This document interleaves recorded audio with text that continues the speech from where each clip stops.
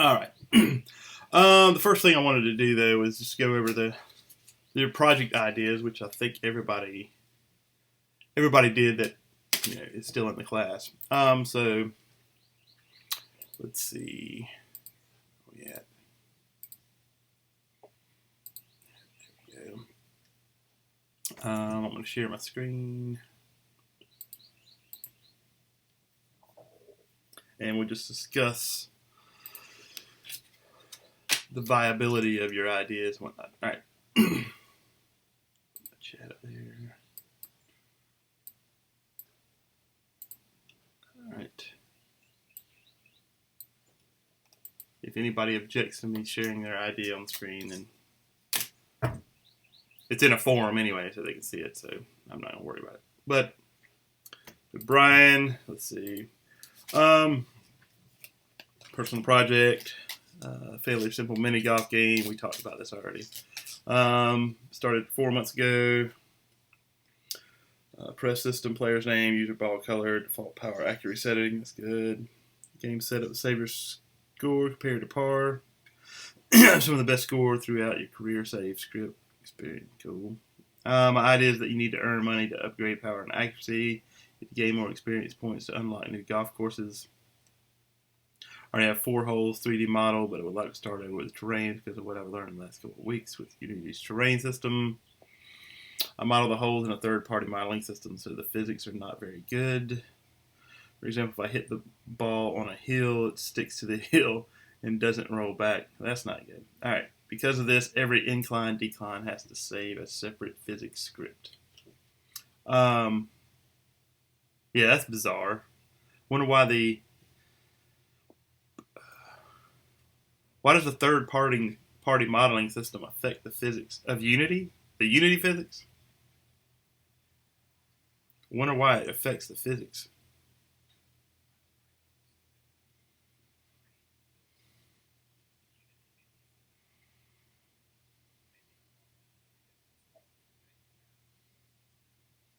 No, that's cool. I mean, yeah. Well, I mean, mini golf courses aren't. I mean, they're not usually on actual terrain anyway. But I mean, they can be. I mean, some of them are more natural looking than others, right? I'm just wondering why the ball doesn't. Unity's made to work with outside objects, so I don't know why the physics would change dependent on where the model came from. You know what I mean? So it just stops.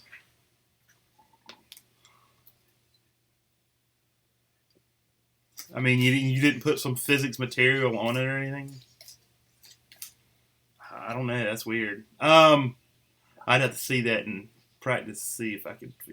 I don't know that I don't know of any reason why it would be doing that. That's what I'm saying. I mean, if you put colliders on an object in Unity, it should behave like a Unity object. I mean, the colliders aren't any different than. I mean, the colliders are in Unity, so I don't know why that would. I don't know. That's weird. I can't explain that one. But anyway, your idea is fine. I mean, it is ambitious, but I've seen already what you've done. So, I mean, honestly, you probably are. Okay, yeah. Well, that's what I was about to say. Is that what you have now is probably would be sufficient for turning it in at the end anyway. So, yeah, that's cool.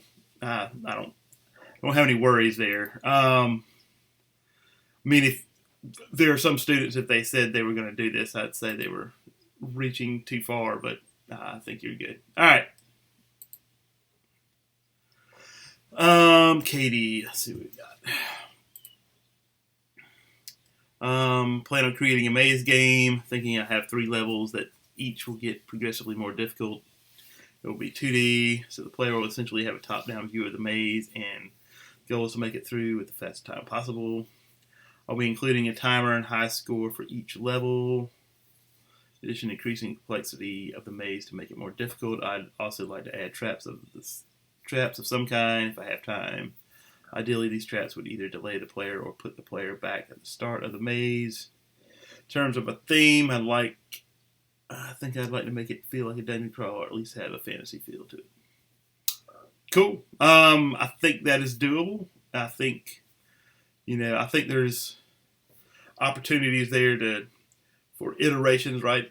Creating the maze game first, just getting through the maze, right? And then adding on maybe the traps if you get to have time, that sort of thing. Have you done a 2D game before?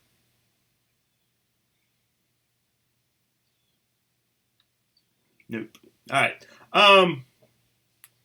They can be different. I mean, you would think they'd be easier, but they present different programming challenges than 3D games. The physics is different, right? Have you started this? All right. Go ahead and start working on it, right? I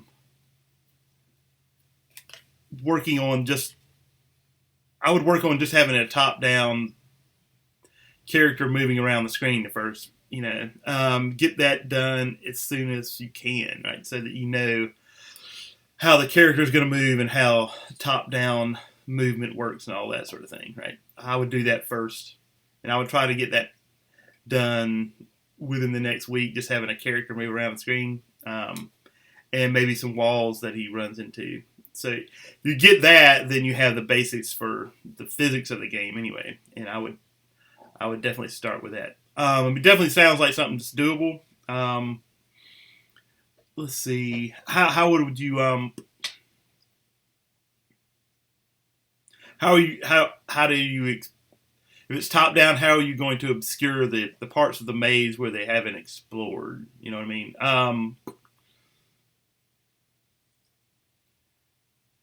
You weren't going to. Okay. I guess just a really large maze, I guess. Okay. That's cool. That'll work.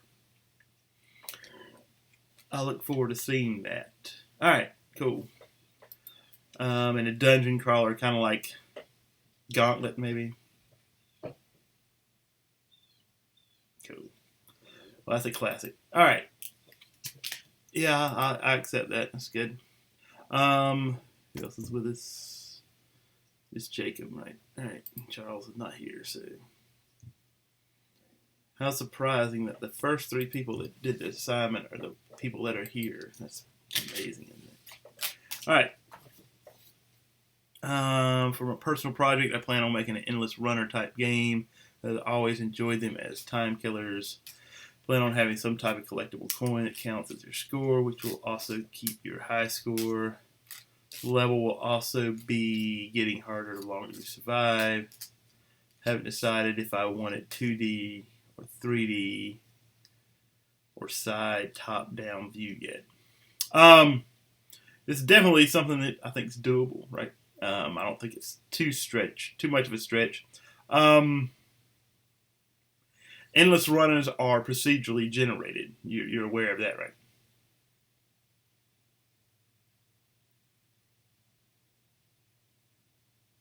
Jacob, you went to, there you go. All right. Have you done procedural generation before? Well, I guess I don't know if we got to that in Jake or not, but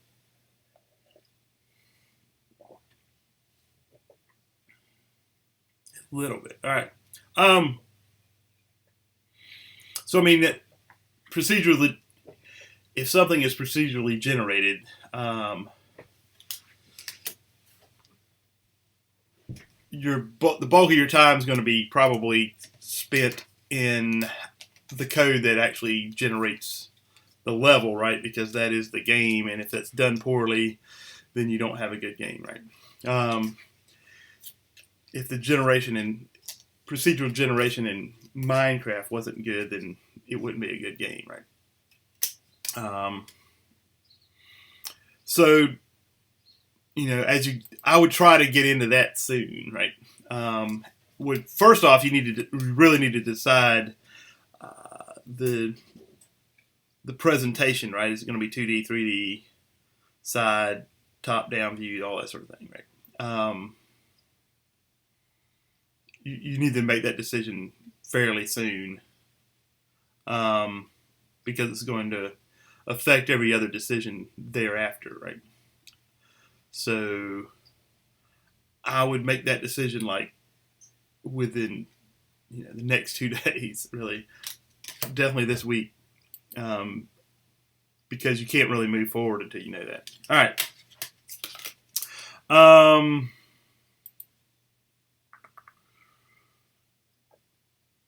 And if you have any questions about the procedural generation, how that works, then let me know. I guess we could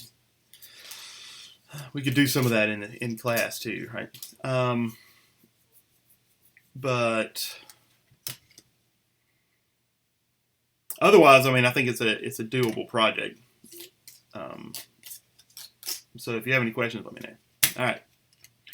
And nobody else is with us, is there? Nope. Know where everybody is.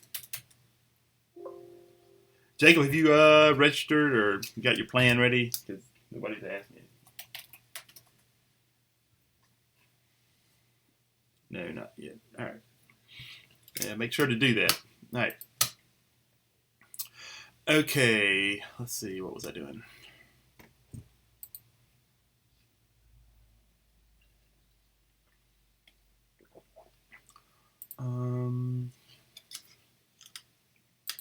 Yeah, I was going to review last week's. Let's see. Drawings from last week.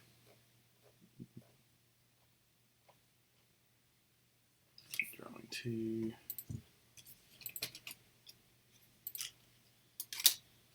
Don't worry, there are no grades here yet, so I'm not showing anything I shouldn't. All right. Let's just do the people that are here.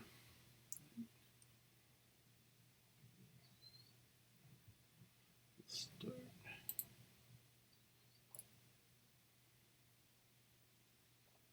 Katie. All right, let's see. All right. So we're supposed to be showing inheritance here, right? So Katie's got a gun with properties: fire rate, reload speed, ammo capacity, size, method, shoot, reload, misfire, overheat. Then she has a sniper rifle and a pistol. This is fine. And this is why we're doing this, right? And today we'll see more about this and we'll understand a little more, right?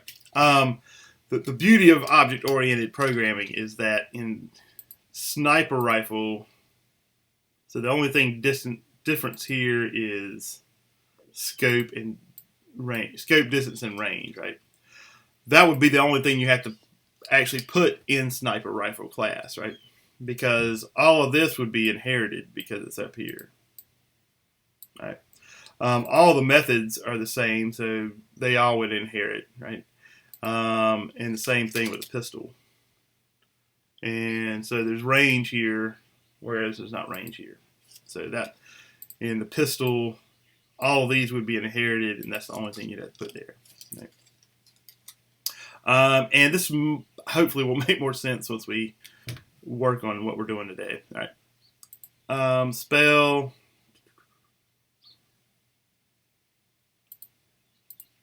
Yes. These are Fireball spell ostensibly has something different than just a standard spell, and but here the properties and methods are exactly the same. So we'll look at that. Starship and a flagship.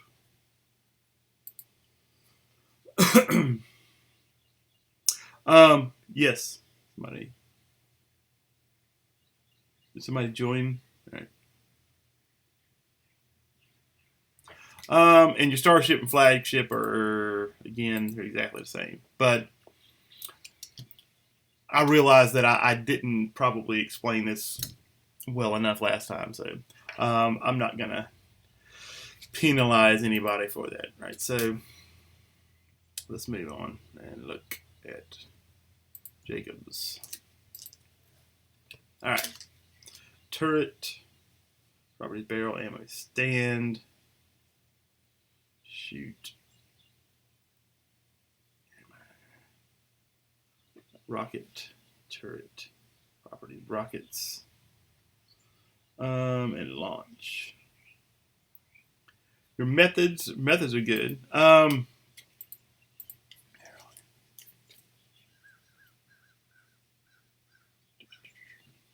Your properties are more like the constituent parts that make up the turret, right? I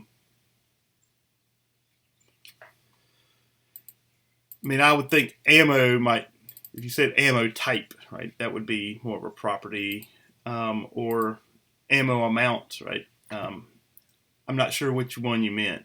What does ammo mean exactly here?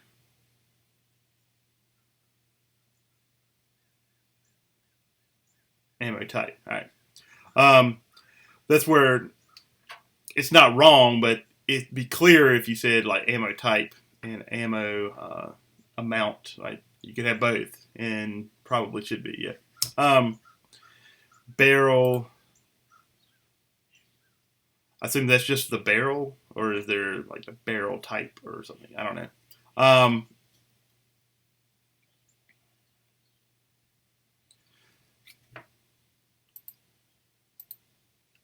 This is in object-oriented design. There's things called aggregation, right, where the object is a combination of a bunch of different parts, a bunch of different objects, right? And this seems like more of that rather than these being necessarily properties of the turret, right? And unless you need to reference the barrel specifically in code, I'm not sure why you would put it as a property. Or the stand, is that the stand it stands on? I assume. Yeah. All right. Again, unless the stand has a function that is necessary in the code, you typically don't reference things that have no function. Does that make sense? I guess if the stand somehow was modified during the runtime or something, maybe. But otherwise, it's more of an aggregation and something I don't know that I would call a property per se. Anyway, you have fishing pole and handle guy. And again, it's more of an aggregation than what I would call properties. But anyway, methods are fine. Tree, sway, grow, die, maple tree.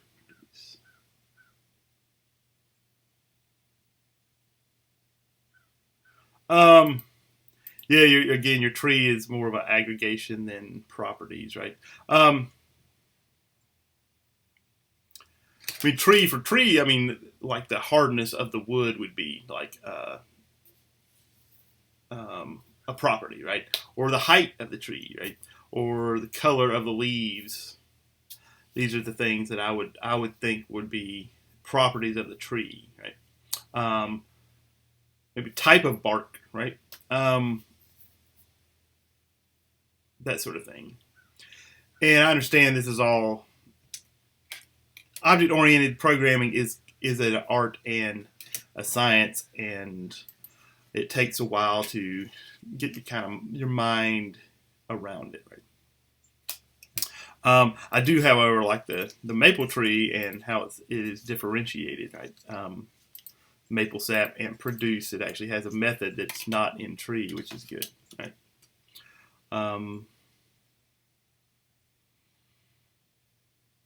It's not all trees.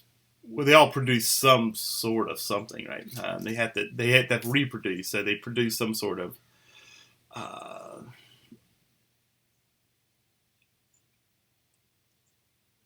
either a male or female reproduction kind of thing, right? but they don't always produce like a fruit, right, of sorts. All right. Anyway, that's cool. Let's move on. I think this will be clearer once we get through today, hopefully. All right. Gun, heavy, light, RPG, shotgun. All right.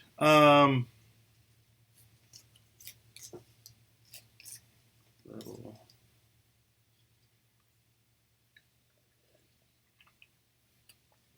This is a different way to represent this. Not necessarily wrong. It's not typically how you would see a object-oriented design, but I won't take exception to it because we haven't done it enough, right?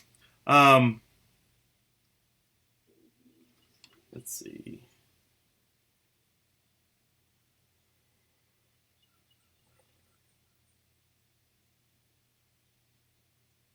So the pistol's a light gun, and the others are heavy guns.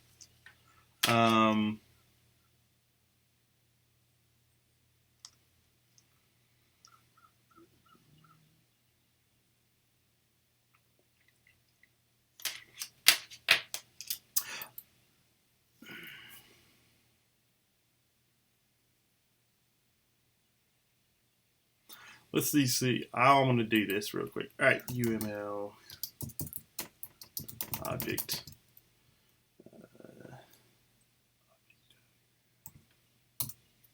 See some examples of what we got here, right? Oh,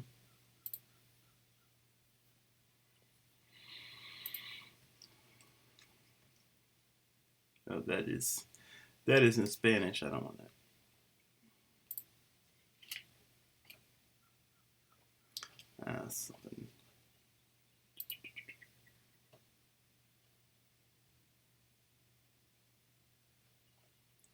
Something with sufficient detail. Let's see.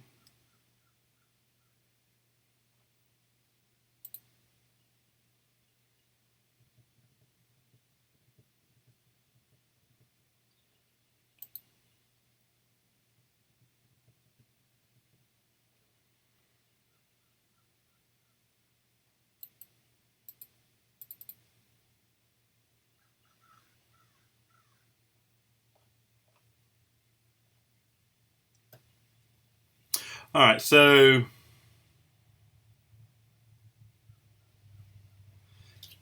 here's an employee, right? And underneath him, we have a CEO, a manager, and a worker, right? This is how the object diagrams are typically, you see them, right? Note how they're always in these blocks, right? And I might have to I told you about star UML last time, I think. And most of these are even done in something like that, or Microsoft Project. And I might have you do that going forward. That's a flow chart.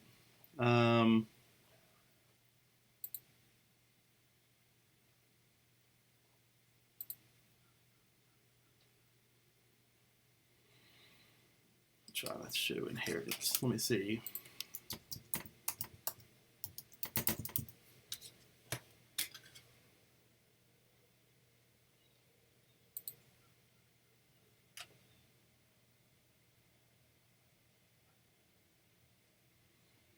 This is a pretty good one here. Bank account, right? You have account name, balance, and there's two methods: deposit, withdraw, right?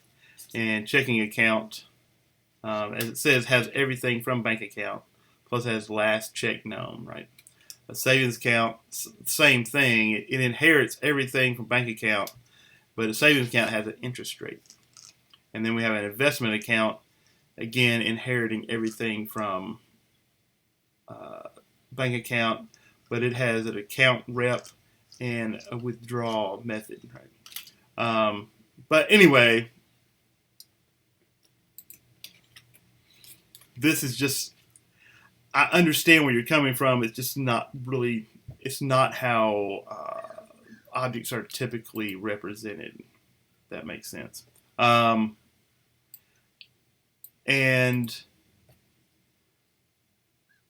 you want to use notation and representations that are standardized so that people that are familiar with object-oriented design can recognize what you're doing, if that makes sense. All right. All right. Anyway, I don't want to beat that horse. So, moving on. All right, let's what time is it? 8:36.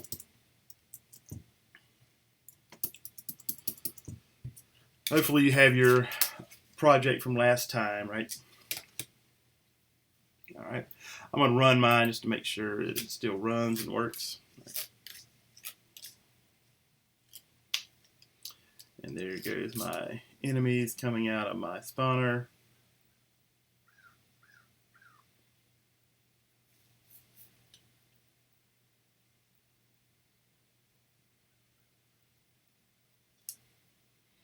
All right. All right, first I guess I need to say before I start doing this, am I lagging for anybody, like awfully bad?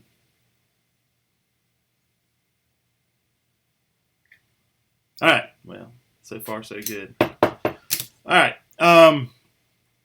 so actually I haven't opened up Visual Studio yet, so let's go ahead and do that because that's going to take a second. And make sure my shared code folder is open here. There we go. Yeah, all right.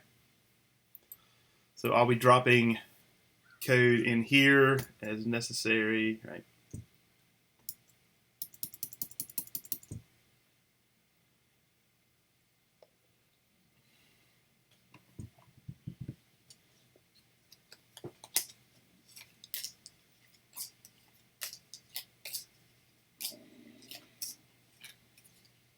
Any questions so far? I mean, I know there's probably plenty of questions about object-oriented design because it can be fuzzy, right? Any specific questions so far there? All right.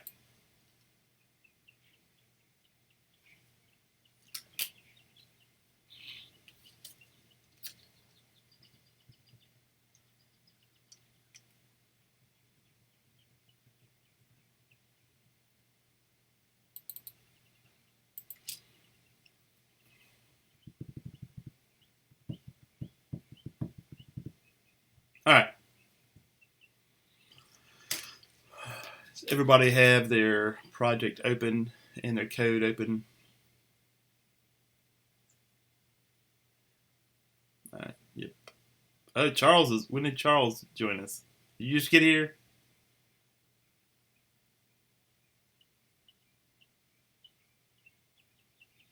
Oh, you were the beep. All right.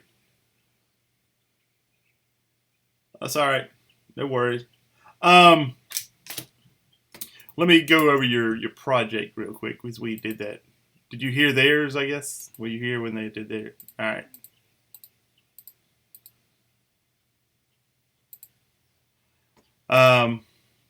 Well, I'm talking about your project idea right second. Let me see what you got here.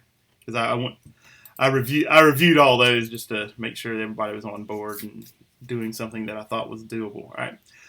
So here's yours. I've been giving a lot of thought since I have not done one yet. I was thinking maybe a survival runner, maze infusion where the player will get a head start making her way through the maze, and after maybe 20 seconds, the maze will start spawning in enemies. Longer you take to find the exit, more enemies will spawn, possibly flooding the maze, which will kill the player. Time for the enemies to spawn in and how many will be adjusted accordingly, but also way to fight back a little from the enemies, like a stick for a weapon that breaks after 3 kills. That way the player has some chance of making it still. Theme-wise, maybe like a graveyard and the enemies are zombie-ish objects. You'll think of ideas for this, so might add or change some things around, but I think this would be a cool spin to make. So survival runner, is it this procedurally generated or something you're creating by hand? What's the plan there?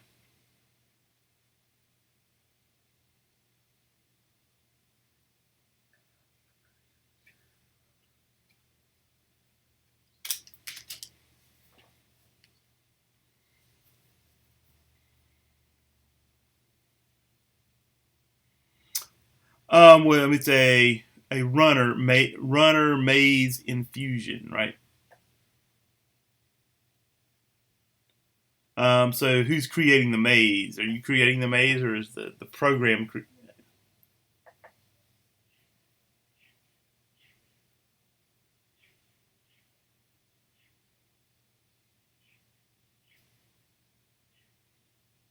Okay, so it's not procedurally generated. Okay. This 2D, 3D, what is it? 3D. All right.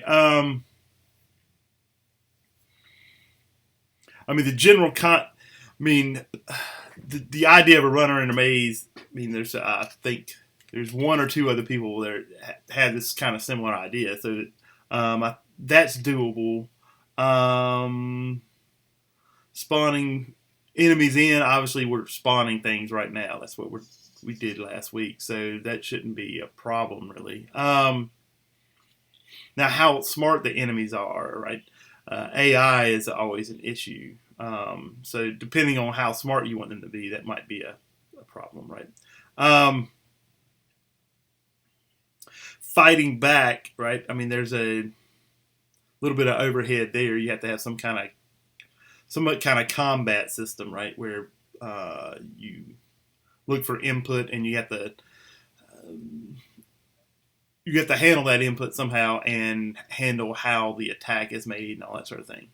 So there's a little bit there that if you haven't done before might be problematic, but it's not undoable. I've seen people do it.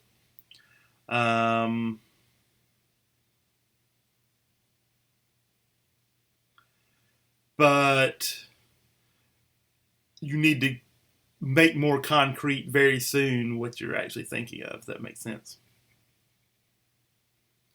Um, because we are week 8 now. We are halfway through this thing now.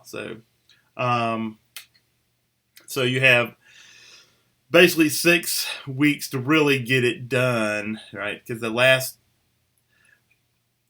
week we'll be presenting it, and you want to have it done before you present it, obviously. And the week before, so you want to be at least testing it. So I would say this needs to be something you can do in 6 weeks.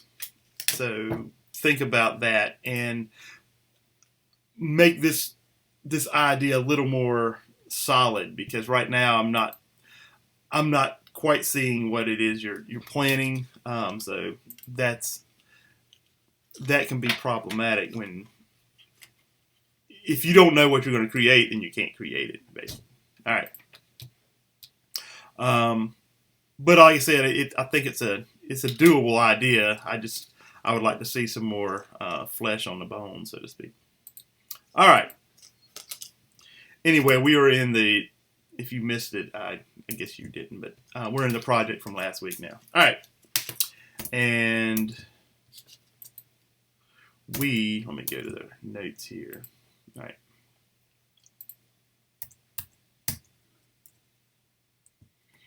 Last week we spoke of inheritance, right? That's what we were talking about. And how that works in code and object-oriented design, right? We created an enemy, right? And that's just a basic enemy, right? So if I say, hey, what does an enemy look like? What would you say?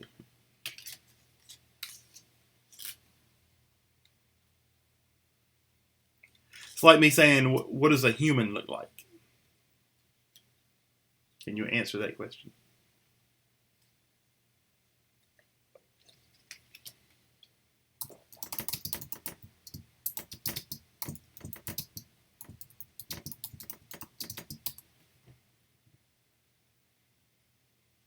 Kind of hard to answer that, isn't it?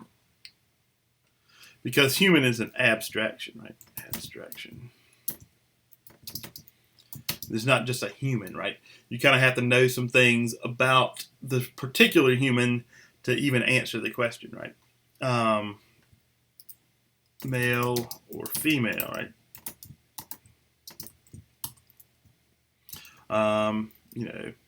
Tall, short, their race, right? You have to know if you want to know what their skin color is, you have to know their race, right? And that's a very important thing in object-oriented programming and design, is that we have these abstractions, right? An enemy is really, there's not an enemy, right? We want to have specific enemies, right? What would a specific enemy be that you might see in a game?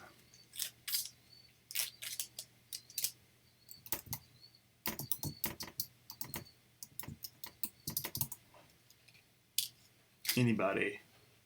You ever play a game with enemies? If not, you can log off now. All right.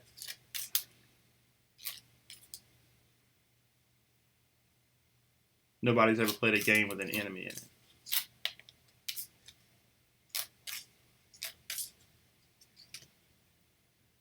Turtles, there you go. Turtle will work. A thief, that work. Pirate. All those are good, right? So, if we wanted to make our enemy more specific, right? What we're going to do is, we're going to Unity now. And first off, I'm going to start cleaning up my folder here because I'm not being a good developer, right? So I'm going to say folder, scripts, right? And I'm going to take my scripts here, right? That's the scenes. And I'll put them in my scripts folder, right? Before I get further, I'm gonna go ahead and create a empty object. There you go. And I'll call it Game Manager. And put the Game Manager at the top. You should always do this, right? And then I want to create a script. I don't even know if I'm going to use this quite yet, but we're going to do it anyway. And call it Game Manager. Right? And then attach that to the Game Manager. You got to give it a second to compile, because it won't attach otherwise.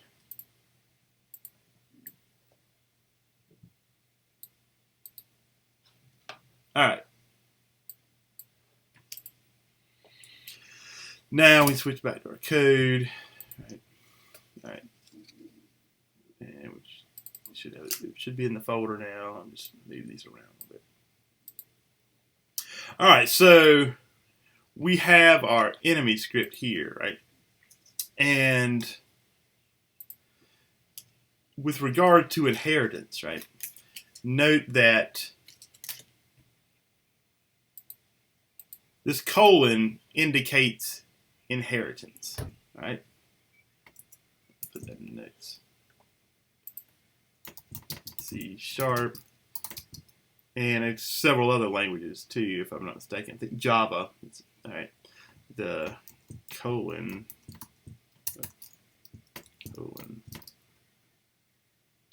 represents inheritance. So X, Y reads X is derived from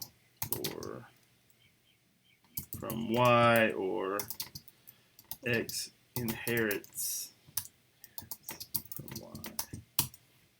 Is that clear, right? So if you look at this, right, S_enemy inherits from mono behavior. Right? Have we talked about what the mono behavior is? Anybody remember?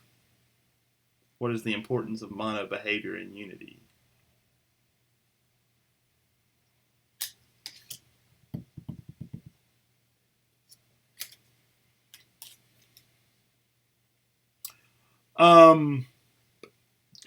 Yeah, kinda, yeah.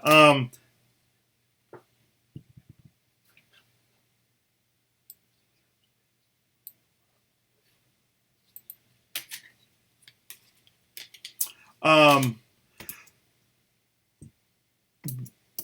behavior is important in that it is the base class for all game objects in Unity. Right?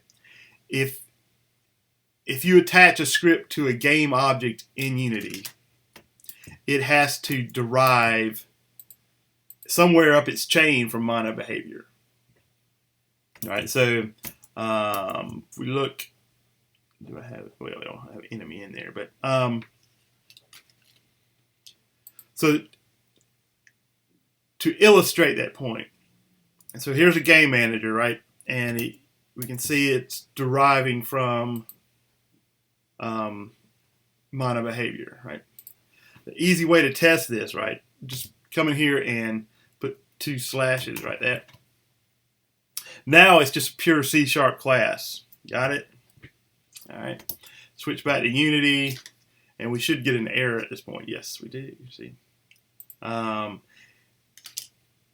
game manager is missing the class attribute extension of native class. That's a new error. They've updated what it says, right? It used to say must derive from mono behavior. This is more cryptic, but it means the same thing, right? It says game manager is missing the class attribute extension of native class. So that's a new error. That's new to like 2019, I think. But it means the same thing. It means it's not derived from mono behavior, and it needs to be, right? So if I take those out, save it, switch back, that error should go away.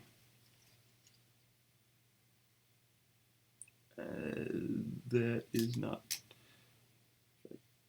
That's weird. I don't know why that didn't go away.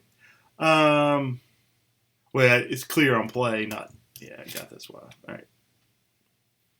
It should have. I still don't understand why it didn't go away, but it did. All right, it's gone now.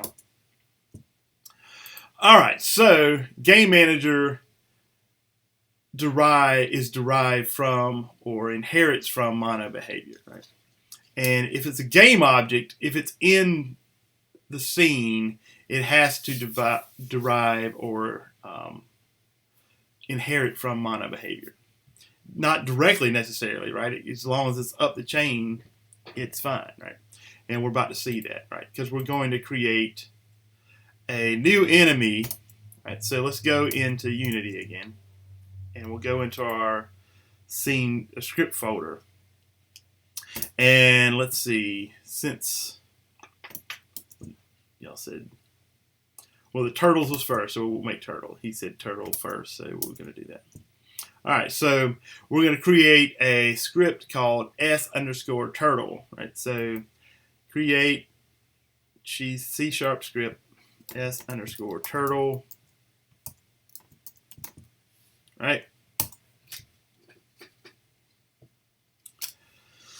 And then we're going to go look at that.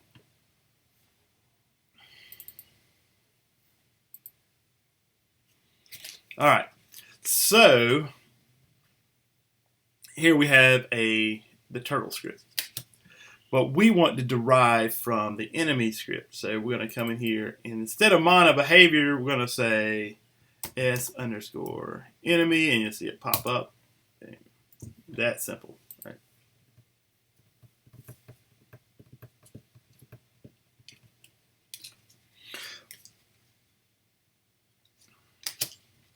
In our start function, we're going to say, we'll put a debug log in there. Debug log, turtle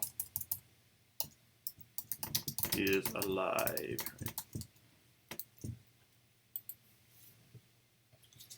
All right.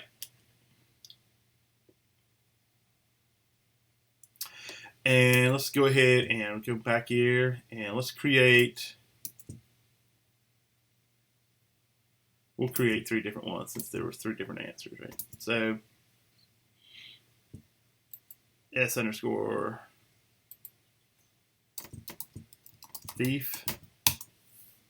And while we're here, we just go ahead and create the pirate too, right? All right.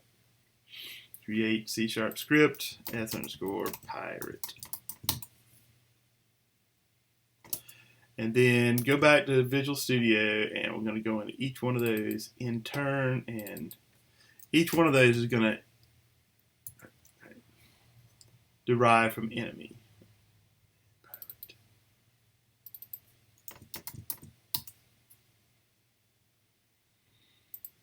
All right.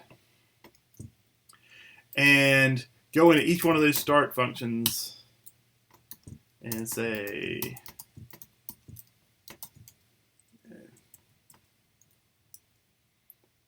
make some kind of stuff. Arg. I'm a pirate. Something stupid like that. Alright. And the thief can say something thiefish. I'll steal all your gold. Alright. Something like that. Alright.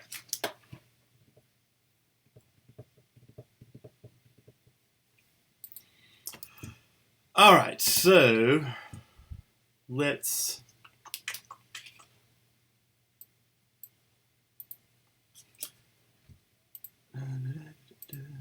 we have an enemy prefab, right? Let's create, we need a folder for our prefabs now, so we're starting to get into doing these things. So we'll take prefabs, right? And we'll put our enemy prefab in our prefab folder. Alright, so we need 3 different enemies. We need to create 3 different enemies. What we're going to do here is create 3 enemies that we randomly spawn in our spawner, right? And so we're going to, let's see. Let's create, your enemies can be whatever shape you want them to be, right? These aren't, we're not making them look like anything here, so. In fact, what I want to do is create, there's 3 different colors, right? Hit me cylinder, bring them up. Let's create a folder for materials. All right, have y'all created materials before? Hopefully. All right. And we're going to create 3 different colors. You can create whatever colors you want to, but I'm going to create material. I'm going to call it M underscore, let's see, turtle. And I'll do him first. So we just have the color here. Turtle, obviously going to be green, right? Right. Then I'll just duplicate that and change this one, right? So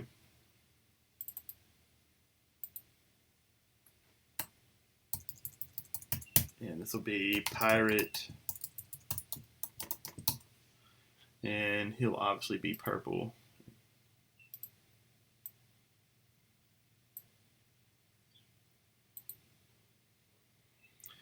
And there's a thief, right?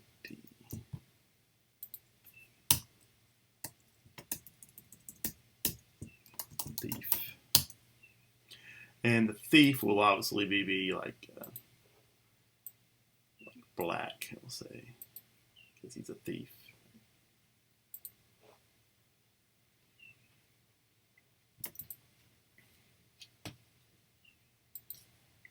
All right, so now I can put my, this can be the turtle. Well, actually, he's not named yet, so the turtle, I think, should be smaller. He's going to be like a little cylinder. I mean, a little sphere, I think. All right, so we'll make the big tall one the pirate. Right? So we'll drag the material on there so the pirate is purple, right?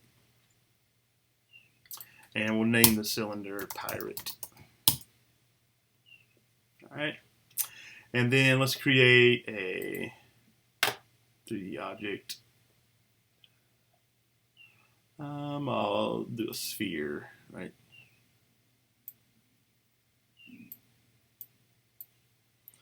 And I'll put the turtle on him, so he'll be green.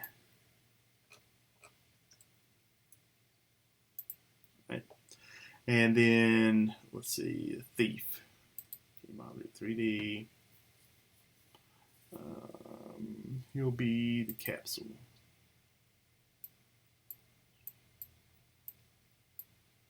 And he'll be their thief. All right.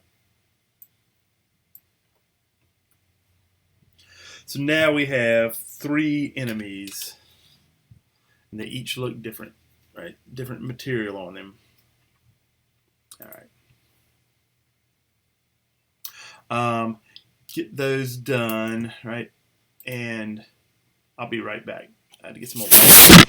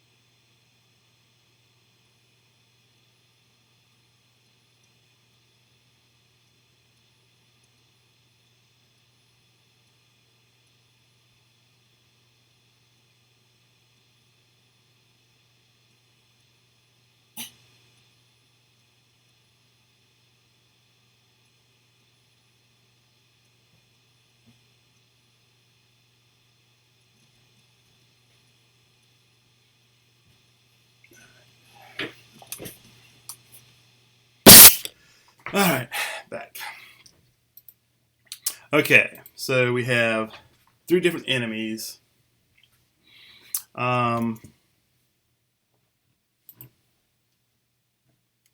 We have, let's, did I put the scripts on these? I don't think I did. Let me name these because I didn't. All right, so they're going to call it turtle, right? Turtle. And the capsule is the thief. All right.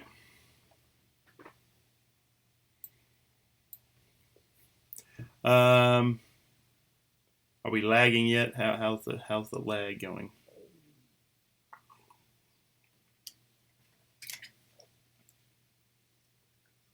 All right, cool. All right, so let's put our scripts on the respective objects in the scene, right? So we can create our prefabs. But we're going to create 3 prefabs, right? So that we can create randomly spawn different enemies, right? So let's go to our scripts, and we'll put the pirate script on the pirate. Right. Note that it allowed me to do that, right? Because you'll see that the pirate script derives from S-enemy, right? So you're like, well, that's not a mono behavior, but it is, right? Because S-enemy derives from mono behavior, right? And that chain can be as long as it needs to be. It could be 100 deep if it wants to, as long as mono behavior is up there at the top. As long as that's the parent class, we're good. Is that clear? That's how inheritance works. That's the whole point of this, right? So S-enemy is a mono behavior, and now turtle, thief, and pirate are all going to be mono behaviors as well, right? So pirate's there. Let me put the turtle on the turtle. Make sure it's there. Yep. and put the thief on the thief. All right, so we're done there. Now we can go to our prefab folder. And we have enemy. Let's take the pirate, turtle, and thief, and we're going to drag them down into our prefab folder. I thought I could do that. Can I not do that all at once? I cannot do it all at once. I thought I could used to be able to do that. But anyway, so one at a time, I'll drag them down there. Right? Maybe there's a key command you can do them all at once. I don't know. Anyway, there they are. Right. So they got the little prefab symbol. Okie doke.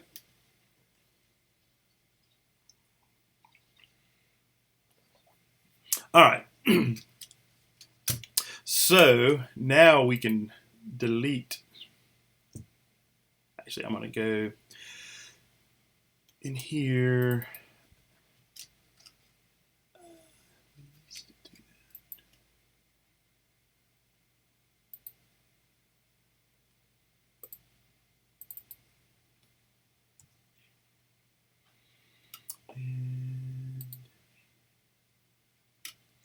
What I'm doing here is you go into the prefab, you hit P, and it actually edits the prefab. In times past, and it's probably still the same way, you'll note that the prefab has a position set to it, right? When it spawns, I've seen it uses this as an offset, and it will give you kind of weird results if you don't come in here and reset position, right? And then it puts it to 0, 0. So when it spawns, it should spawn at the spawner instead of offset, right? So we're going to do that for each of these, right? Hit P. And just make sure that the position is 0, 0 for each one of them.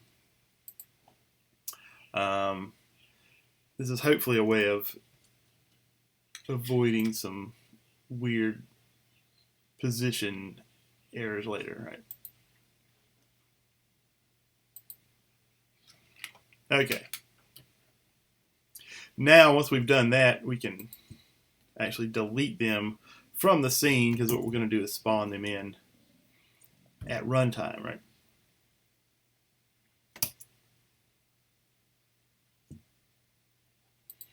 Let's go to our spawner script here, right?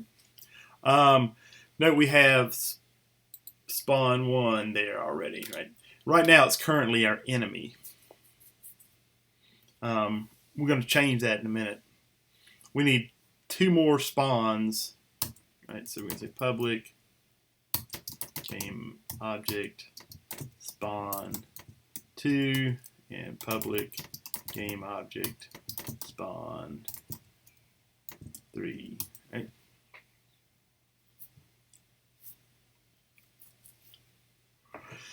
What if I wanted to add a 4th one?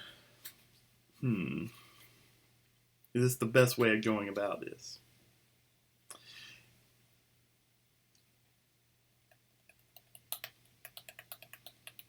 Probably not, right? What if I wanted to keep adding on to this list, right? What should I do instead of having a bunch of variables like that?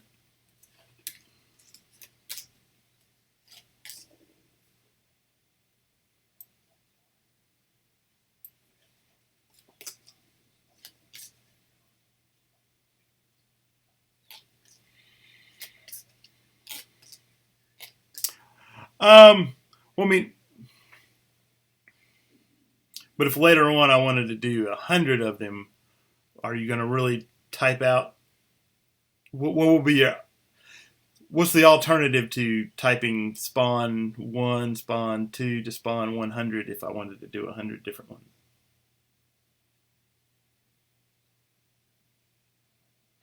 You don't know?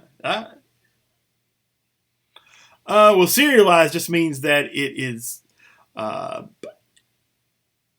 it's savable by the system, really. You may be thinking the right thing, just using the wrong word, right? What we need is an array of some sort of collection, right? So we're going to say public game object.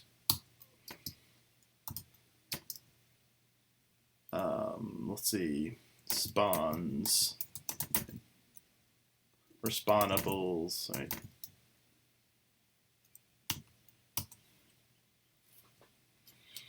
So that's an array. I mean, if we don't, let's see, we'll go in here and review them, right? Because we learn arrays in 113, I'm pretty sure, right? Let's see, C# arrays.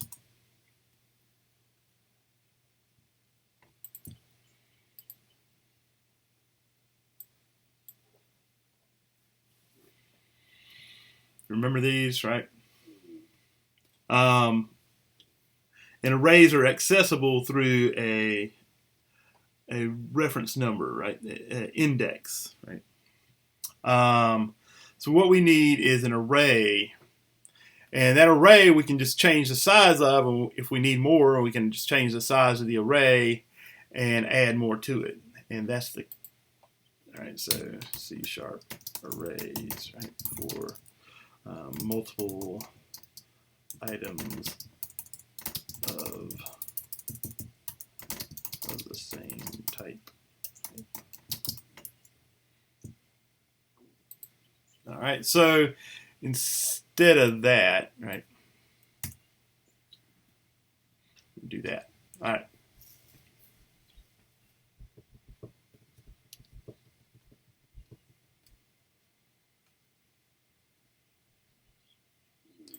And I think we have to say equals new game object. What the hell?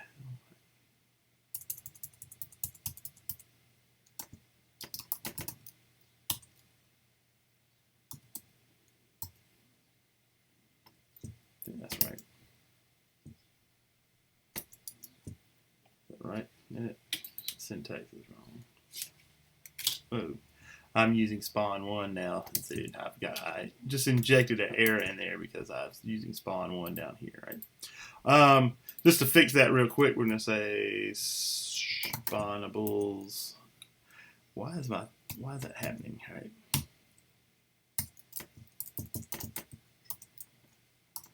We'll just do that real quick. All right.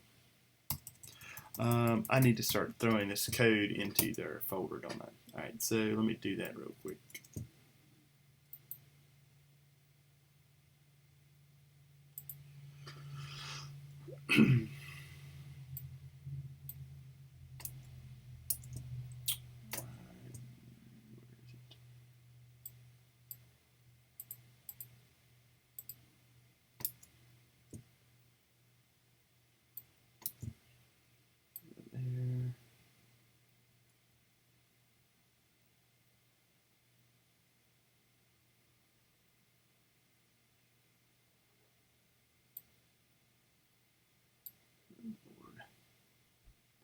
That shouldn't take long to upload. I don't know what's going on, but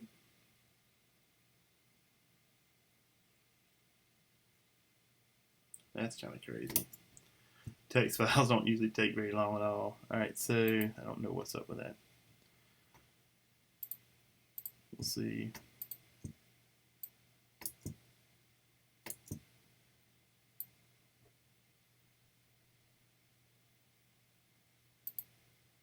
There we go.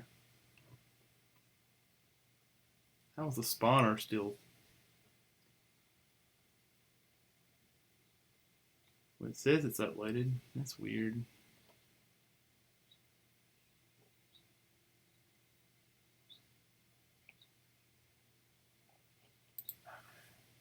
Let's just see what it looks like.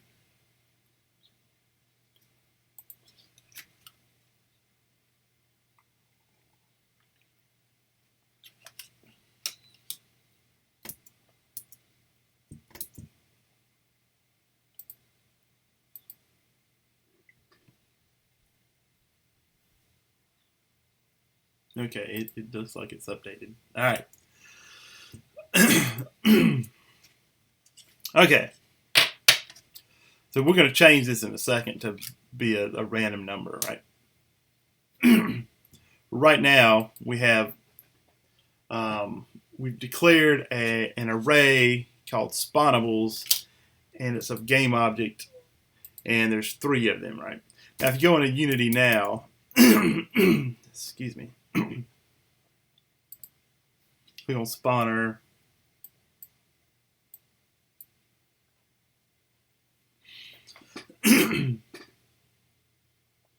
And you look at your inspector over here, you see spawnables, right? And it says size 3, this is what we set it to, right?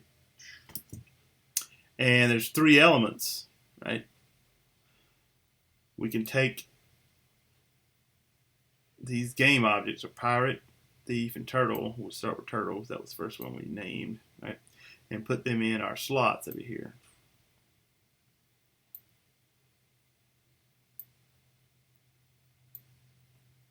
All right, got that.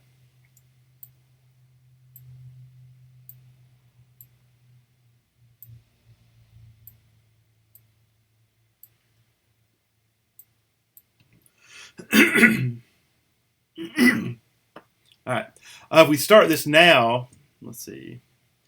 So what's it going to spawn if I start it now? The turtle, that's right, because we are, remember we're, I don't remember, if you don't remember about arrays, you might not remember this, but C# arrays, as are most C arrays and JavaScript arrays, they're 0 index, meaning the first one is always 0, right? And most languages are that way, except for VB. So don't use VB, because VB sucks. All right. But don't tell any VB fans that I said that. Or do, I don't care. But because VB sucks. But because it's 0 index, the first one is element 0, so it's going to spawn turtles. So we'll just test that and make sure it runs, because I may have forgotten something. There may be an error there anyway. So, all right, so it is spawning them. I don't think, I'm not making the turtles move, right? So let's look at that, right? Because the enemy, his update moves him, right?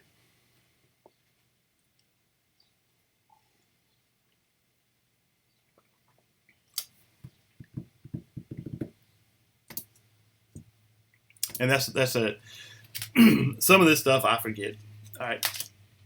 Because the update function, because it's a private function, right? In Turtle, doesn't get called in the parent, right? In update, we have to say, I think it's super, no, what is it? 1 second. See, this is where, right? C# call parent method base. All right. Because see, I wanted the turtle to move. I kind of expected him to, and details. This is why we consult Google and documentation, because we forget things, right? And you will forget things too. And so you have to call in update of the child function. If you want the update called from the parent function, you have to call base dot and then what? All right.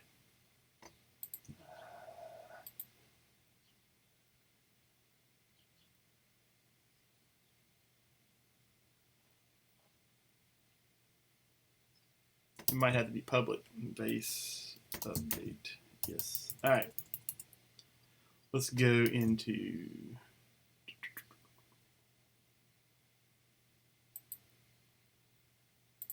Can I make that public?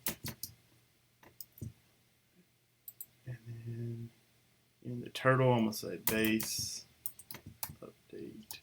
There it is. All right. So this has to be public too, I think. Yep. Will that go away now? Why is it doing that? All right. Inherited.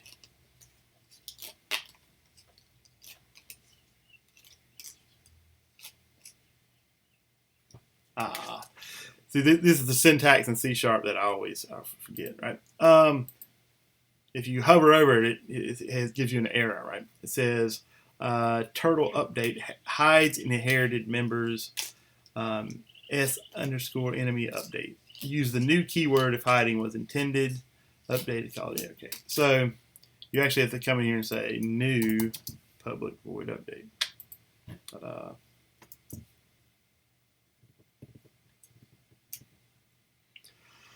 These are the details that sometimes elude me. All right. So now the turtle should actually turn this on. So you can see turtle is alive, right? See the turtle is coming alive. And play that, and the turtle should move now. Playing. Oh, there he is.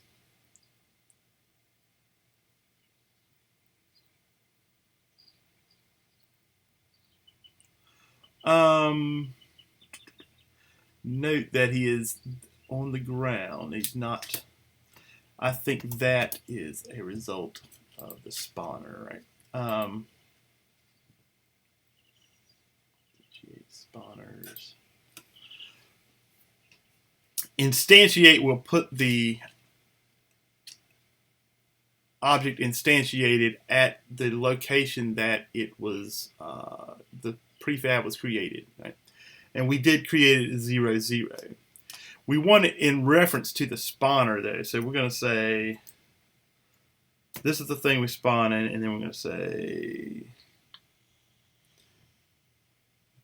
note there's where it says 2 of 10 here, right? That means there's 10 different overrides for this function, right? That's the thing we did first, right? And 2 is where it says object original and transform a parent, and that's what we want because we want the spawned object, the spawnable, to show up where the spawner is. So that is indeed what we want, right? So we're going to say transform position like that, or what? Was it just transform? Yes. All right. So that should, because as you saw, the turtle was kind of in the ground, right? Because it's putting it at 0, 0, 0, which is what we did in the prefab when I reset the position. But now it should, now I'm going to say quotes, it should spawn at the spawner, right? Yes, there we go. Beautiful.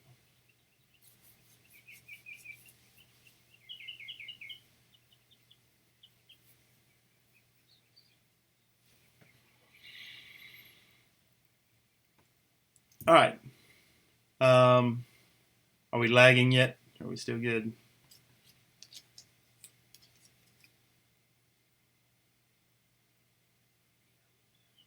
Okay. How far back is it?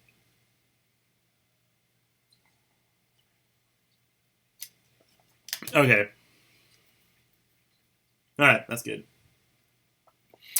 All right, so now we've got one thing spawning correctly. Let's go in and spawn the rest of them. All right. First off, let's go into, we did turtle. What we did here for this update, well, the easiest thing, we could just copy this function, right? That's what we need for the thief, right? And save it, and the pirate. All right, that's simple enough. That's good. Now, right, we need to put it in a random number generator so that we can randomly pick a different enemy every time, right? So in the spawner, let's see, we'll create public int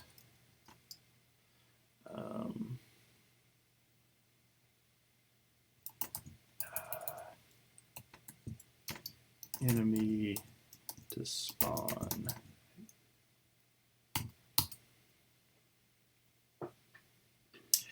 And so before, in the spawn one, right, we could say enemy to spawn equals random range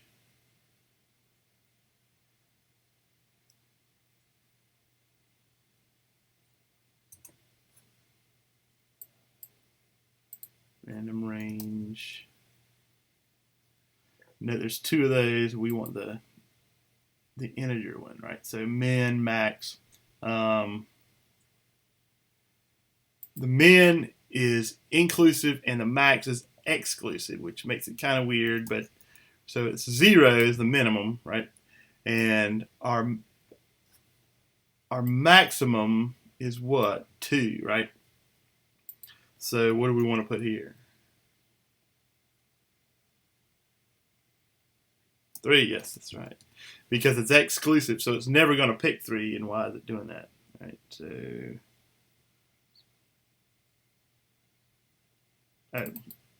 random range is obsolete, so we're going to do range. Why is it? All right, there we go. I think that's the same. Right. I believe that's exclusive. We'll find out in a minute. If it's not, then we'll occasionally exceed the array bounds, and it'll give us an error. But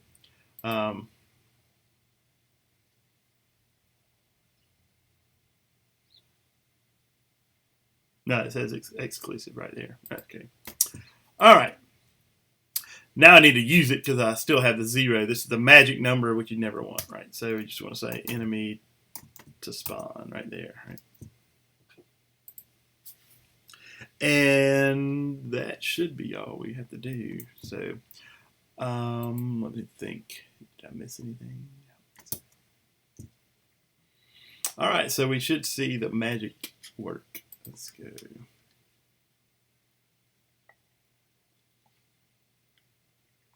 I'll steal all your gold. Thief, thief, pirate, turtle, thief, thief, thief, pirate. Cool.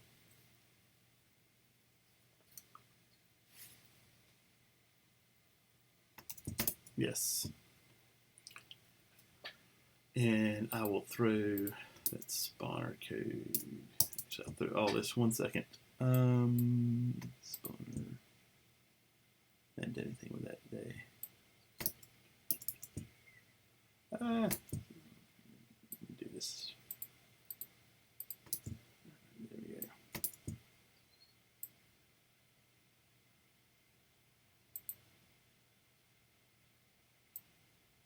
All right, so all that code should be there. Now I'll go back. All right.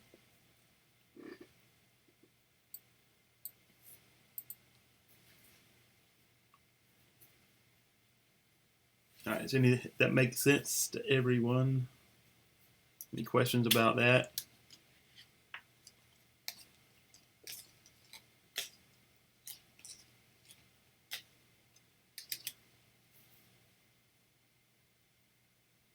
All right.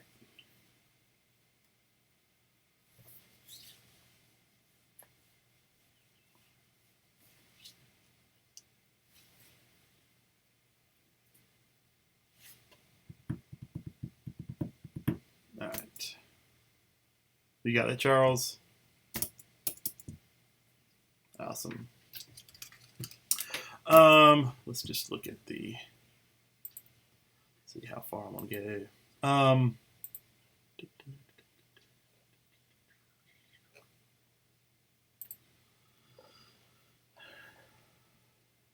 So this is the object-oriented project part 1, right?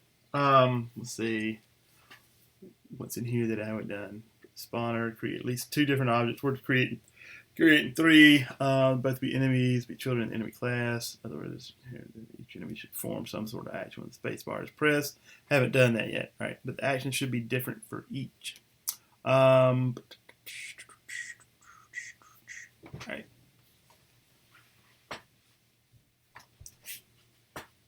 That's the part we haven't done yet, right? So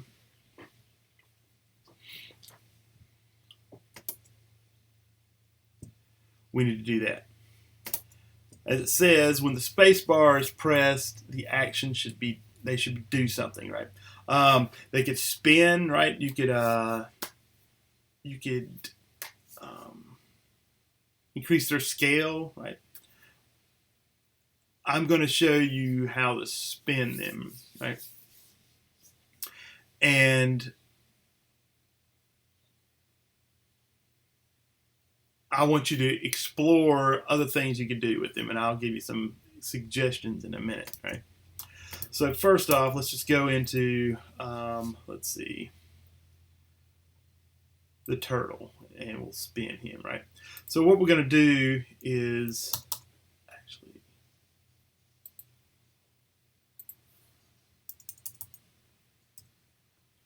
in the enemy, where's that at?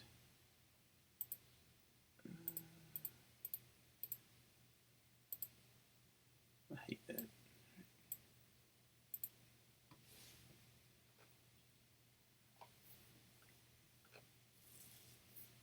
We are going to create, let's see, this is the official documentation, by the way, for inheritance in C# on the Microsoft documentation website, right? This is not for the faint of heart because it's very detail heavy, I'd say, right? But if you're going to be a programmer, and some of you want to be, right, learning to read through this stuff is kind of what you have to learn how to do, right?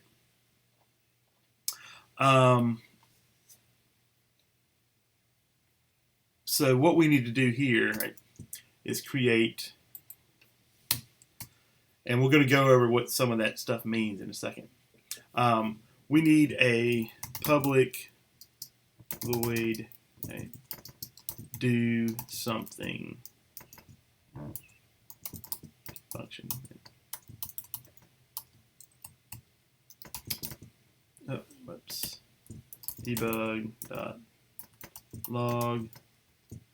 I am doing something.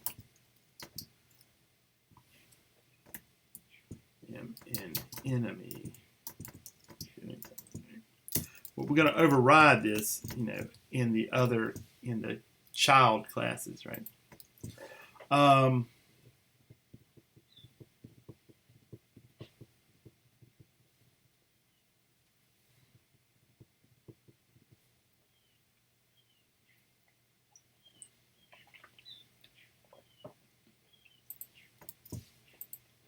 So we have that. The turtle needs to be saved.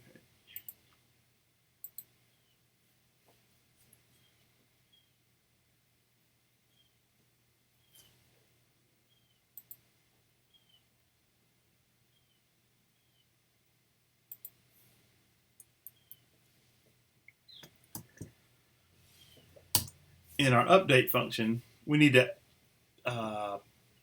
look for input, right? If input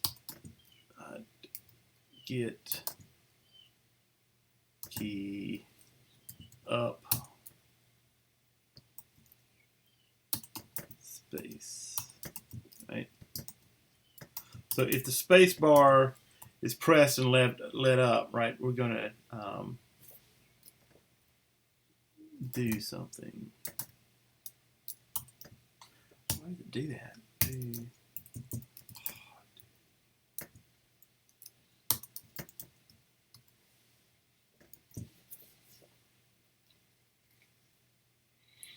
All right, will it run like this? Let's see if it gives me any errors, right? At this point, when I press the space bar, it should give me that debug log, right? So let's check it out. Make sure I don't have any. All right.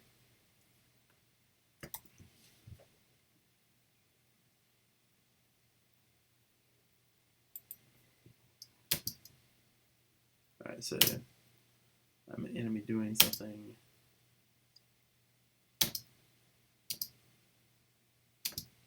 So we don't have it doing anything yet. But note that it is saying that multiple times every time I push it, right? Because it gets called for every object on the screen, right? So when I push this, it gets called for turtle, right? Thief and pirate. All right.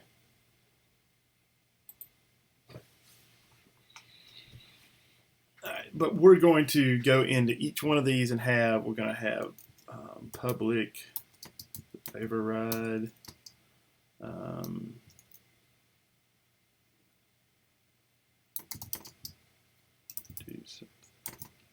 that right? Damn it. Maybe this is, yes.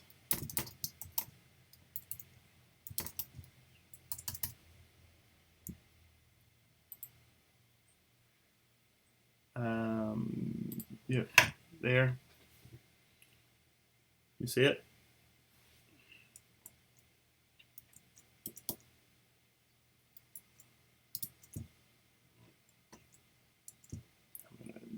Sorry, I'm gonna do something.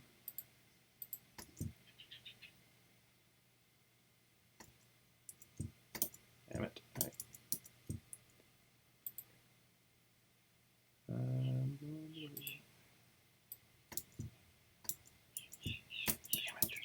it. All right.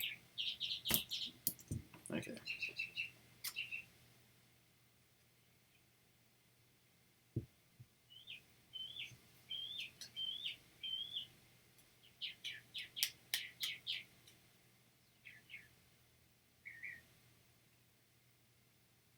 You got that?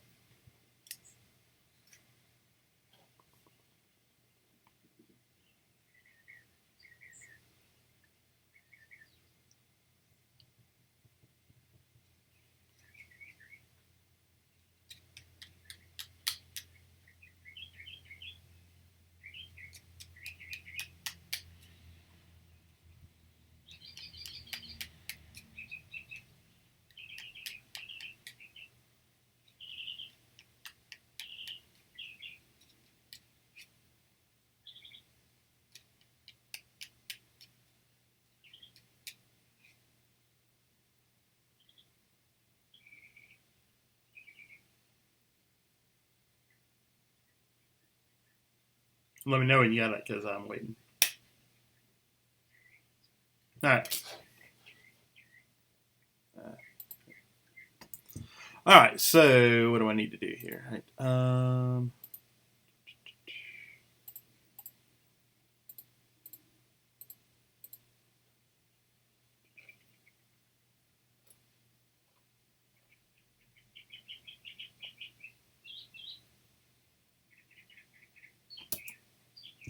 All right, so I think I have to come in here.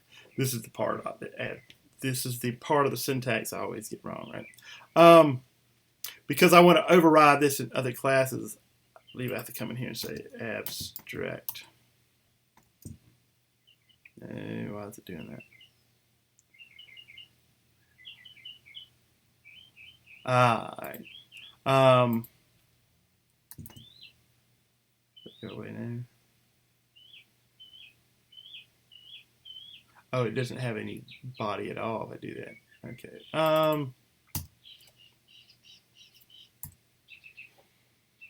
So it's, I see. All right.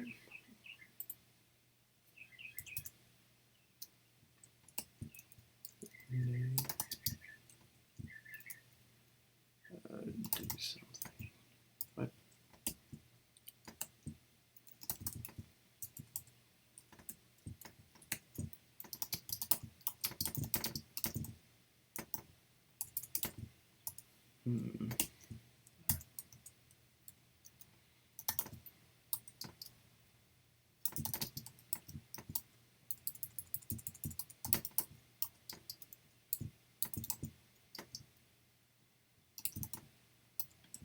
Interesting. All right. Let's see. What am I doing wrong?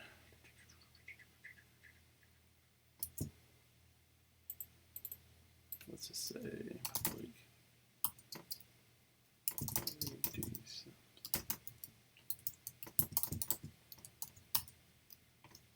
It'll tell me what I'm doing wrong here, I think. Let's see. Hide here. Use a new.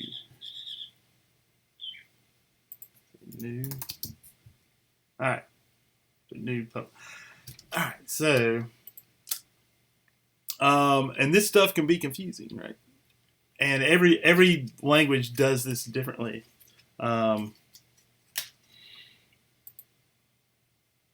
So, because this is overriding a function in the parent class, I have to use the new keyword. All right. So I want the turtle to do something here, right? So we're going to say, let's see, transform dot rotate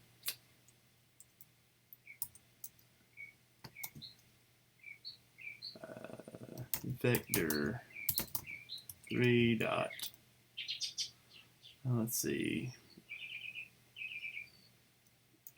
up times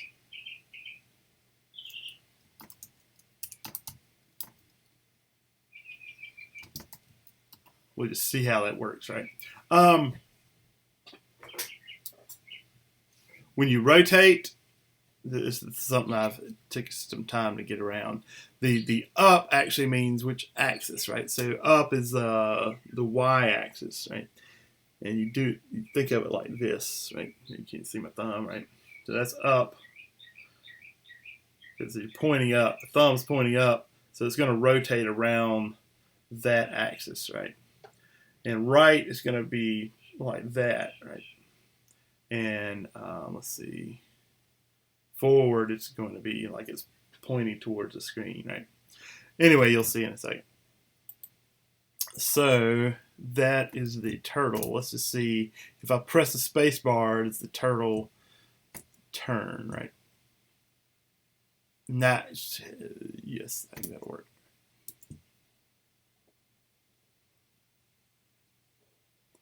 All right, so let's try it. We're about out of time anyway. Might have to continue this.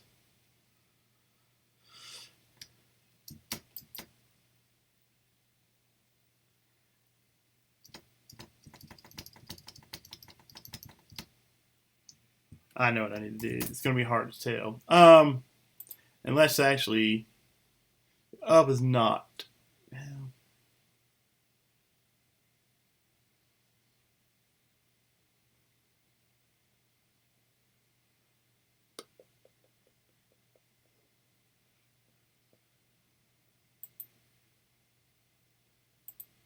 Let's make sure it's doing something, right? So let's put a debug log in here. And this is turtle doing something, right? Let's make sure that's getting called because I'm not sure it is, right? So,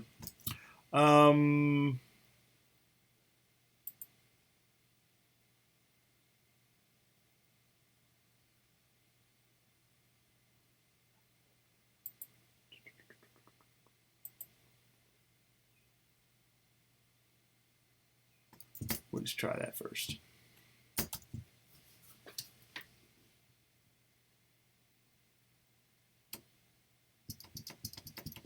Yeah, see, it's not. Yeah, that's not getting called at all. All right.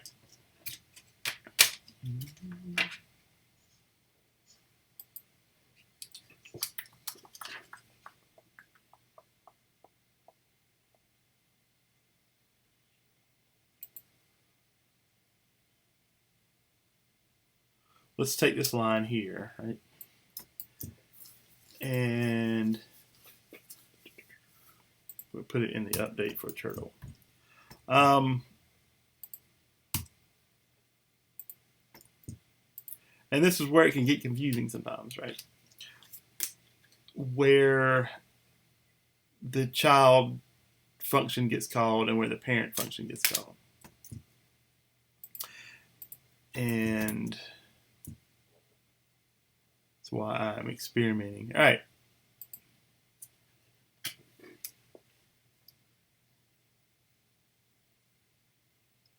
So let me wait for a turtle to come out.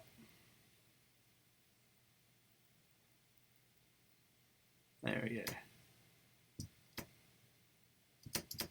Turtle doing something. It says it's doing something, right? All right, so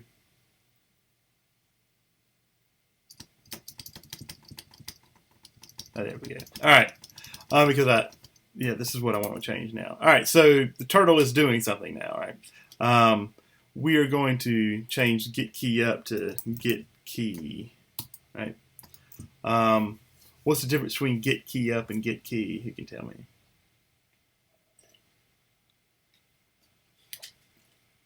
You may know.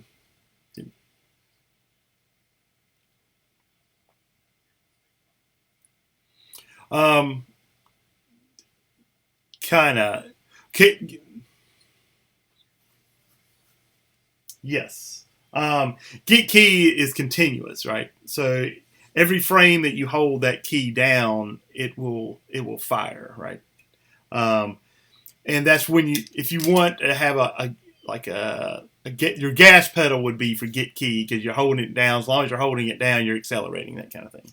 Or rapid fire, right? If you hold it down and you rapid fire, you want get key. If you want something to only, you have to press. If you want them to press it every time to do whatever you're doing, you either do get key up or get key down, right? Because it only fires once every time they do it.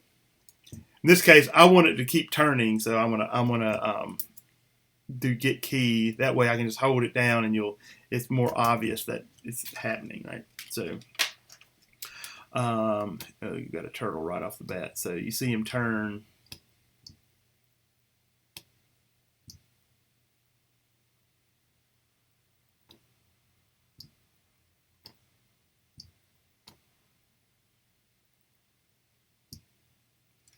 All right, so you see the green one's turning, right? So that is good. All right, so now we just needed to have the other two enemies do something different, right? So I'm going to copy this function here and put that in here. And I'm going to say right here, right? And say that I'm the pirate. And let's see.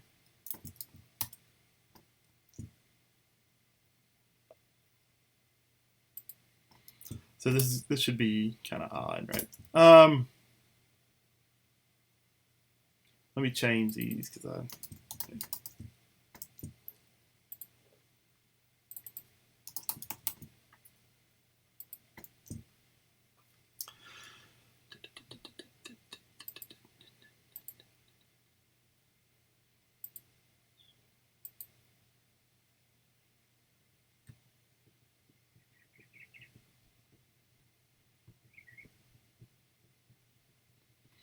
I'll have to figure out why this here, this,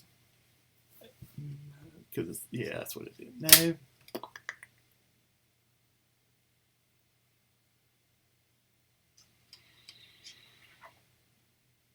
I don't know why this call to do something isn't calling the child do something, right?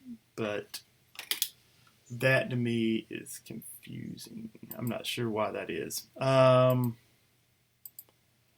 I thought it would, and I'll have to figure that out. Right? So, told you need to be better than I am, right? So, anyway, let's see if this will work. I don't think because I'm not polling for the input in thief and pirate yet. I don't know that they're going to do anything. So let's see. If they do, I'm going to be surprised because it looks like they're not. But anyway. Yeah, they're not. All right, so holding down spacebar, they're not doing anything. A lot of thieves though. Thieves. Yeah, and the pirate's not doing anything either. I'm not sure why. I always overlook something in this, and I'm not sure what's going on. All right, so, but let's go in here, and since it looks like we have to do this in each, we're going to do it. Just copy those two lines, right, in your update function. There's a way of doing this, and I'm missing it, and I'm kind of kicking myself because I'm missing it. But if one of you figures it out before me, then by all means share your illumination. All right, so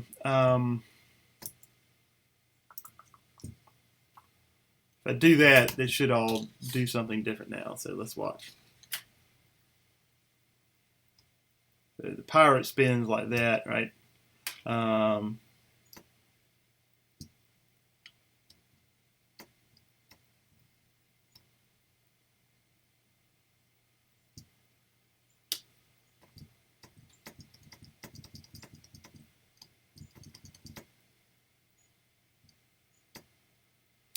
I mean, this is all kind of underwhelming, right? Because they're not doing anything amazing or anything, but it shows you the object-oriented nature. They're all doing something different, right? So they're all calling a different version of that function.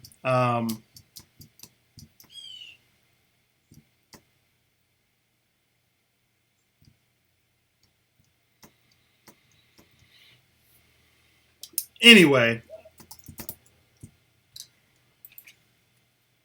rather than have them all spin like I have now, I want you to let's see, go in here, notes, right? Rather than have them all spin, I want you to explore other options, right? You could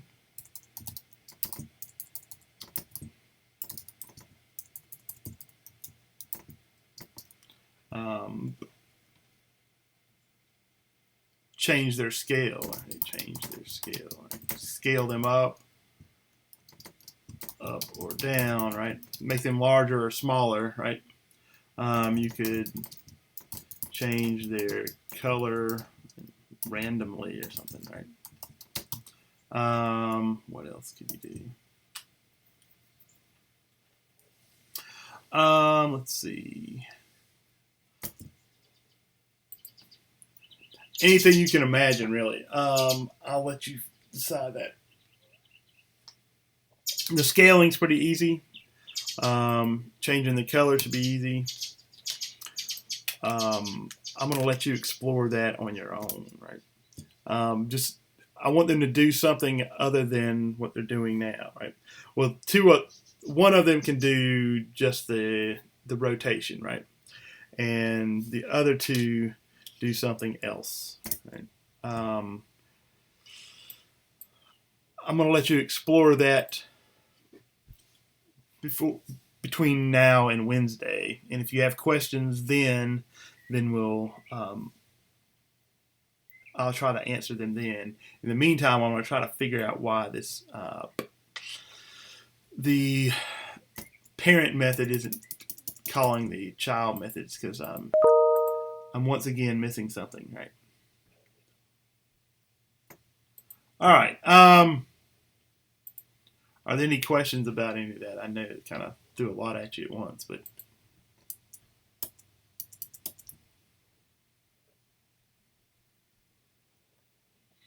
I'm going to.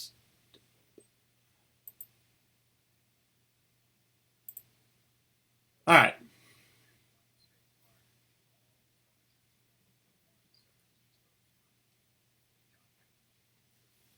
Yes, that's correct. That's correct. I mean, if you want, if you do something other than that, make sure that there's some kind of. You let me know what keys I'm supposed to be, striking, so that I know what I'm doing when I'm using it. I like on screen say, S is for this, or give me some kind of clue as to what I'm supposed to be doing. That makes sense? Cool. Any other questions?